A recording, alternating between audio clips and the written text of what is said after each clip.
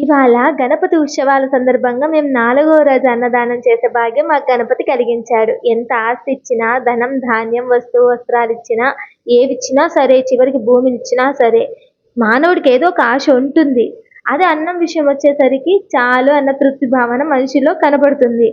అయితే ఒక మహారాజు తన కూతురి వివాహానికి వేద పండితుడితో ఆహ్వానించి గణపతి పూజ చేయిస్తాడు. పూజకు నచ్చి గణపతుడు ప్రత్యక్షమై 1,00,000 మందికి వండిన ఆహారాన్ని ఆహోత్సాహ తినేస్తాడు.